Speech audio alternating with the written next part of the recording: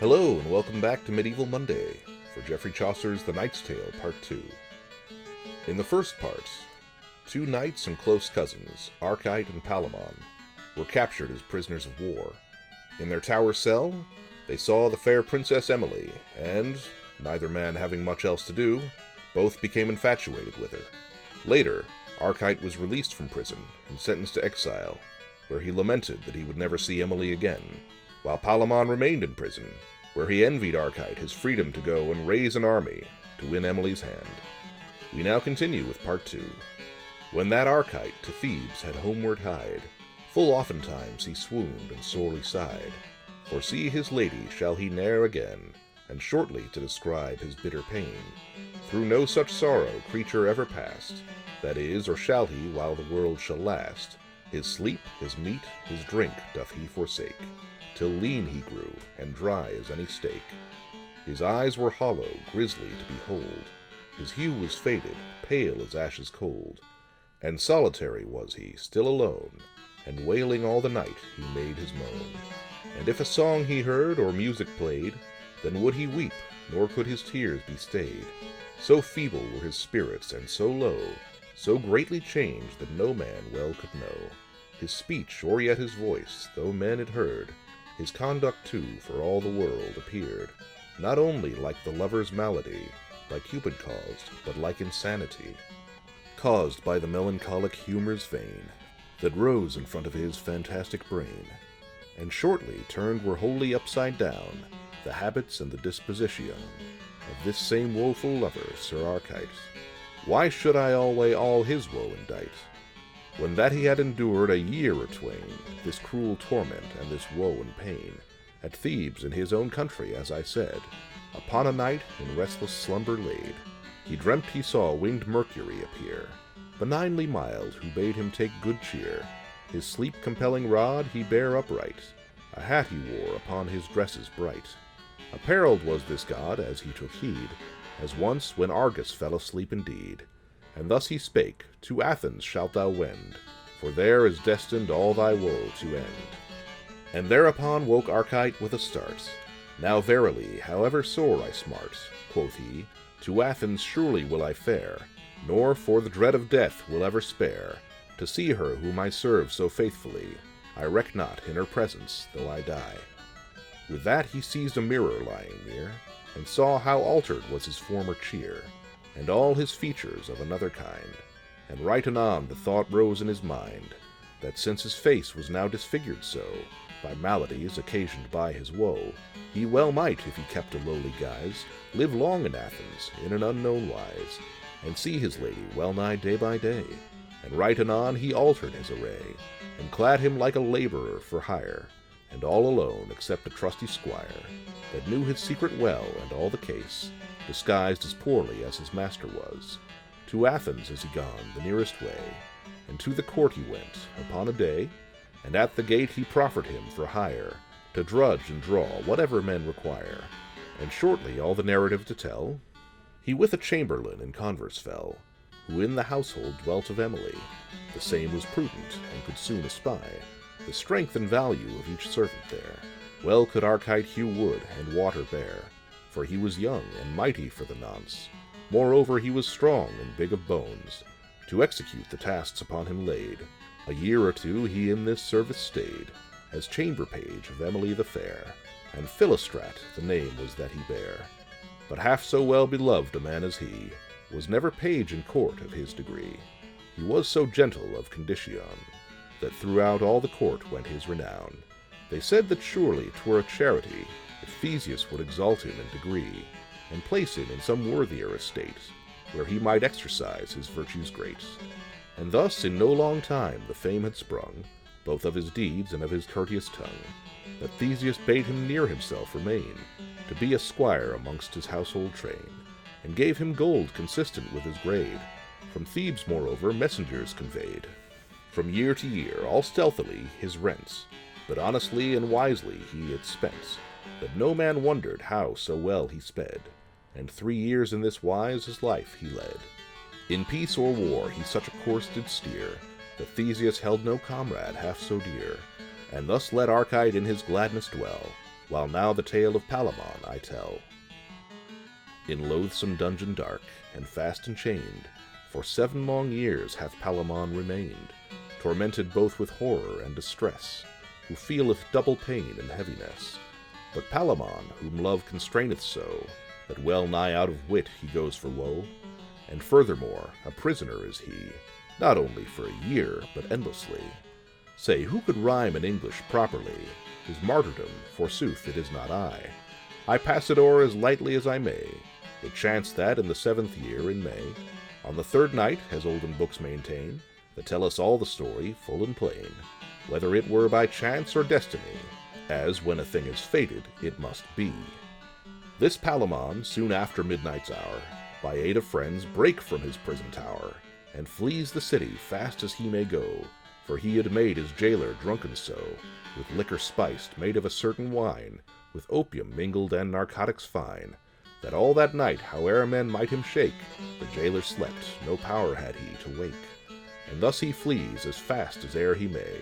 The night was short, and drawing near to day. At any risk his person must he hide, and toward a grove that grew full close beside, with timorous step forth stalketh Palamon. For shortly this was his opinion, that in the grove he would him hide all day, and in the night then he would take his way, to go to Thebes and pray his comrades there, to Athens with an army to repair. Thus shortly he would either lose his life, or win fair Emily to be his wife. This is his plan, and his intention plain. Now I will turn to Arcite once again, who little knew how nigh was all his care, till fickle fortune brought him in the snare. The busy lark, the messenger of day, saluteth in her song the morrow gray, and fiery Thebes riseth up so bright, that all the Orient laugheth at the light. And in the groves he drieth with his rays the silver drops that hang upon the sprays.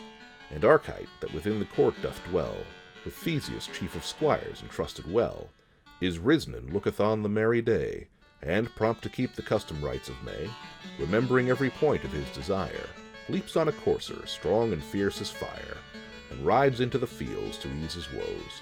Out of the court a mile or twain he goes, and to the very grove of which I told, unwittingly his onward way doth hold, in hopes a garland with the sprays to twine, contrived of hawthorn or of eglantine. And loud he sang to greet the sunny sheen, O May, with all thy blossoms and thy green, welcome be thou, thou fair refreshing May, here may I gather every greenest spray. Down from his courser, with a jocund heart, into the grove behold him swiftly start, and in a path he rambles up and down, where as it chanced this hapless Palamon was hidden in a bush that none might see, for in sore peril of his life was he.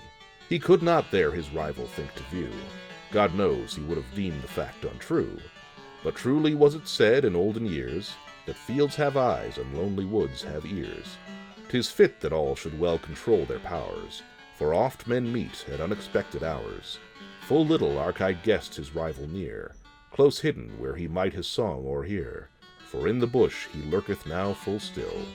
When Arcite now of wandering had his fill, and all his roundel sung had lustily, into a study fell he suddenly, as do these lovers in their strange desires, now in the tree-top, now amongst the briars, now up, now down, like buckets in a well, just as on Friday, all the sooth to tell. Sometimes it shineth, sometimes raineth fast, just so can changeful Venus overcast the hearts of those that serve her, as her day is changeful, so she changeth her array. Like other days is Friday seldom known, and when Arcite had sung, he gave a groan, and forthwith down he sat, as one forlorn. Alas, he said, the day that I was born! How long, O Juno, with thy cruel might, wilt thou make war on Thebes, that city bright? Alas, now brought is to confusion the blood of Cadmus and of Amphion. Of Cadmus, he that was the foremost man, that founded Thebes, and first the town began, and of the city first was crowned as king. Of Cadmus' race am I, from him I spring, by true descent, one of the regal race. And now I am so humbled and so base, that him who is my mortal enemy, I serve as trusted squire submissively. And yet hath Juno done me greater shame. I dare not now confess my rightful name, but where my title once was Sir Arcite, now I am Philistrat, not worth a mite. Alas, thou cruel Mars, alas, Juno, thus hath your wrath our kindred brought to woe. Save only me, and Palamon forlorn, whom Theseus in his prison holds in scorn. Beyond all this, to slay me utterly, love hath his fiery dart so burningly infixed within my heart, full sorely hurt, that e'en my death was shaped before my shirt. You slay me with your glances, Emily. You are the cause whereby I pine and die. For every other source of grief and care, I count not of the value of a tear, if aught I could effect to please you well. And with that word down in a trance he fell, a weary while, then leapt up with a start. But Palamon, who thought that through his heart he felt a cold sword swiftly piercing glide, for anger shook, no longer would he bide. But when that he had heard his rival's tale, in madman's wise, with deadly face and pale, he started from the bushes close and high, and cried, Arcite, thou traitor, false and sly! Now art thou caught, that lov'st my lady so, for whom that I have all this pain and woe. My kinsman thou, to keep my secret sworn, as I have told thee often ere this morn. For here hast thou deceived the Duke Theseus, and falsely hast thou changed thy title thus. I am prepared for death, or thou shalt die. Thou shalt not love my lady Emily. Her whom I love let all men else forego, for I am Palamon, thy mortal foe. And though I have no weapon in this place, but have from prison broken forth by grace, I fear thee not, for either thou shalt die, or thou shalt never love fair Emily. Choose which thou wilt, thou shalt not hence depart. This Arcite, with a full disdainful heart, when he had heard his tale and well him knew, fierce as a lion straight his sword outdrew, and thus exclaimed, By heaven that is above, were't not that thou art sick and mad for love, and hast besides no weapon in this place, thou never from this grove shouldst stir a pace, but rather die this instant on my sword, for I deny the surety and the word which thou declarest I have made to thee. Why, very fool, think well that love is free, and I will love her, spite of all thy might. But forasmuch as thou art a worthy knight, ready to try whose valor shall prevail, have here my troth, tomorrow I will not fail, but unperceived by any other wight, here I will meet thee like a faithful knight, and bring fair armor suitable for thee. Yea, choose the best, and leave the worst for me. Tonight too will I bring thee drink and bread, enough for thee, and clothes to make thy bed. And if so be that thou my lady win, and slay me in the wood we now are in, then mayst thou have thy lady, as for me. This Palamon replied, I grant it thee. And thus they parted till the morrow's morn, when each hath pledged his promise to return. O Cupid, that disdainest charity, O prince that wilt no rival have with thee, how true the saw that love and tyranny will knowingly ne'er suffer rivalry. Well Arcite findeth this, and Palamon. Arcite has ridden anon into the town, and on the morrow, ere the sun was high, procured 2 suits of armor secretly, sufficient both and fitting to sustain the battle in the field betwixt the twain. And on his horse himself and no man more, he carrieth all this armor him before. And in the grove at time and place as set, this Arcite and this Palamon are met.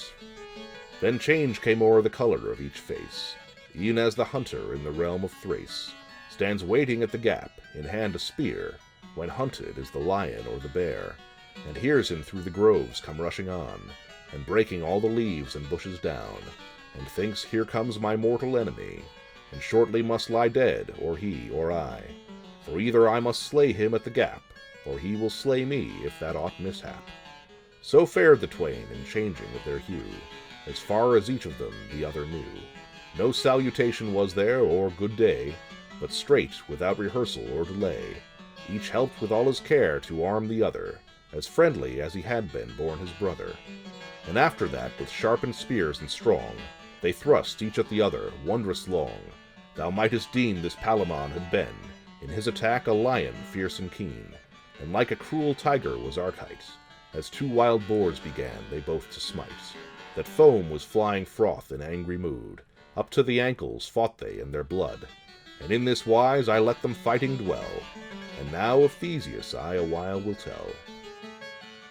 Stern destiny, subservient to God's will, that through the wide world worketh to fulfill, the providence that God before hath seen, so strong it is, that though the world should ween, the contrary must come by yea or nay.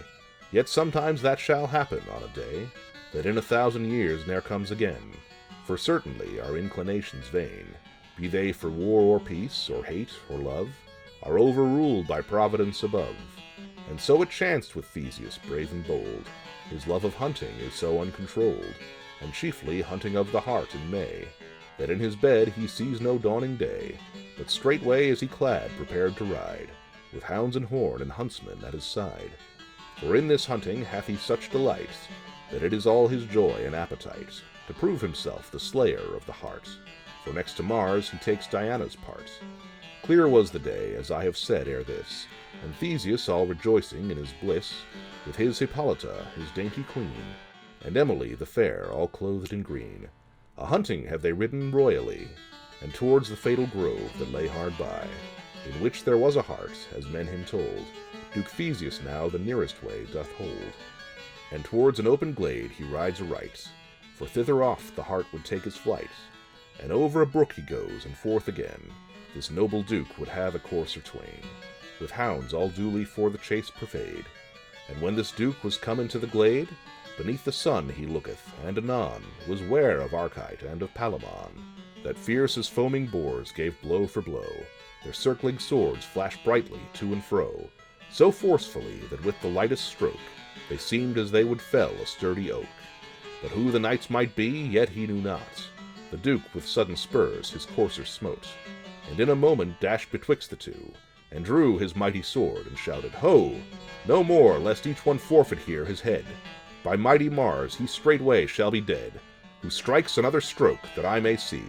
But tell me now, what kind of men ye be, that have the boldness to do battle here, without an umpire or such officer, as if in lists of tourney royally? Then Palamon replied right hastily, and said, What need, sir, words to spend in vain? We well deserve to suffer, both the twain. 2 woeful wretches are we, guilty both, to whom our lives are cumbersome and loath, as in thy rightful justice we believe. Now grant us neither mercy nor reprieve, and slay me first, I pray, for charity, but slay my comrade next as well as me. Or slay him first, for as thou mayst not know, this is Arcite, this is thy mortal foe.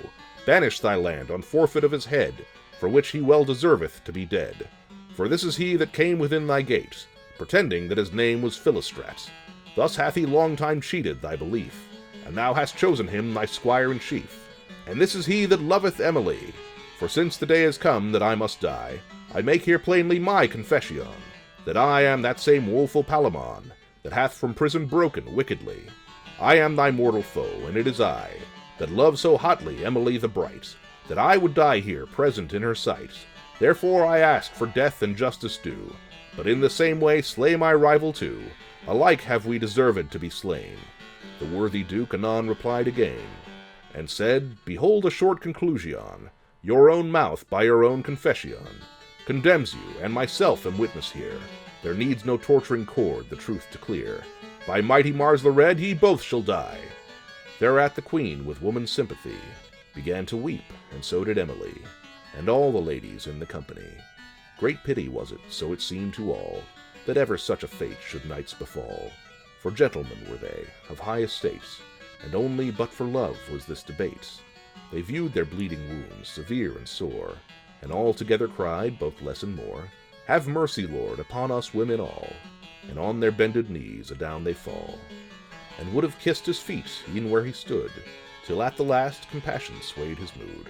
For pity runneth soon in gentle hearts, and though at first fierce anger made him start, he hath considered shortly in a clause the trespass of them both, and eke the cause. And although that his ire their guilt accused, yet in his reason he them both excused, and thus concluded well that every man will help himself in love if help he can, and free from prison gladly would be gone, and eke his heart had great compassion on women, for they wept and pleaded on.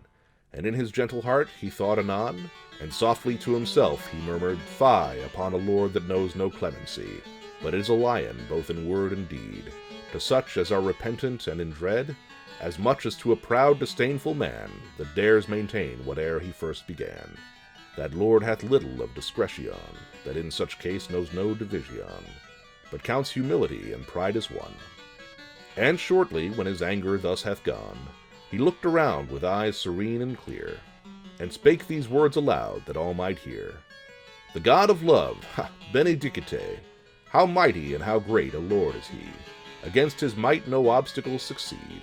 His wonders mark him as a god indeed. For he can turn and sway in wilful wise men's passions as he pleases to devise.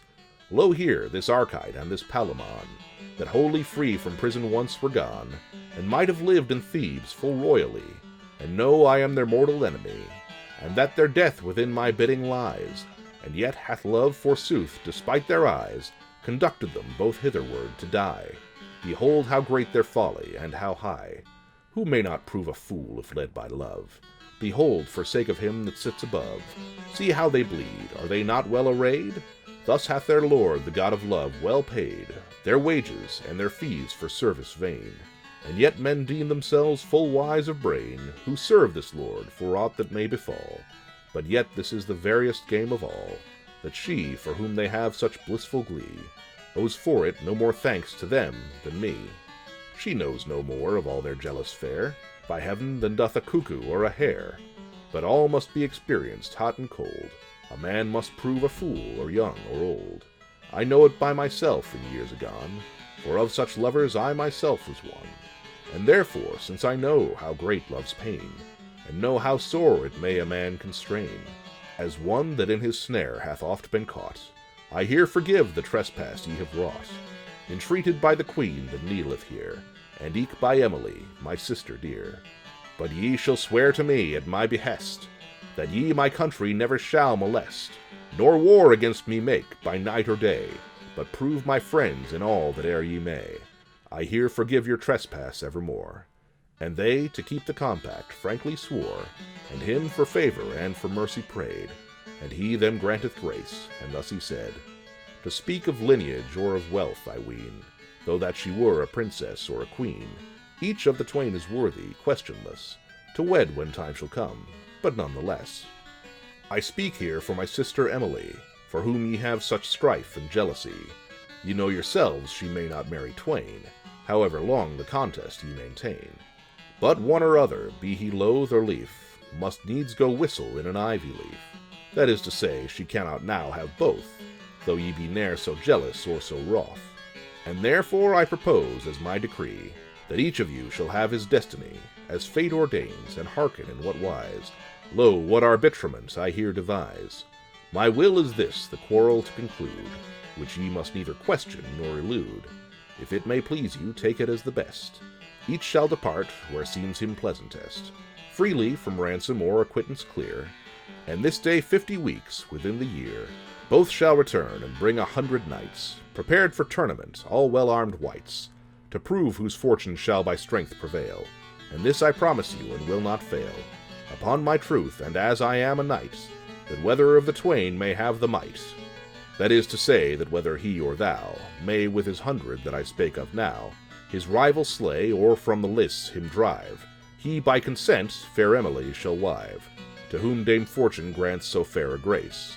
The lists I shall prepare in yonder place, and God's dear mercy on my soul so rue, as I will prove an umpire just and true. By this decision shall my mind be swayed, that one of you be slain or prisoner made. And if ye this approve as truly bent, say what ye think, and give your firm assent. This shall decide, and end your strife anon. Who looketh lightly now but Palamon? Who springeth up for gladness but Arcite? Who could recount, or who could it indite, the general sound of joy that filled the place, when Theseus thus hath done so fair a grace? But down upon their knees went every wight, oft thanking him with all their heart and might. And many a time the Thebans thanked him best, and thus, with good hope and with hearts at rest, they take their leave of him and homeward ride, to Thebes the famous, with its walls so wide. Thank you for joining us for Medieval Monday. We'll return next week for The Knight's Tale Part 3, and tomorrow we'll continue with Gulliver's Travels, A Voyage to Lilliput, Chapter 2. Please subscribe, and thank you again.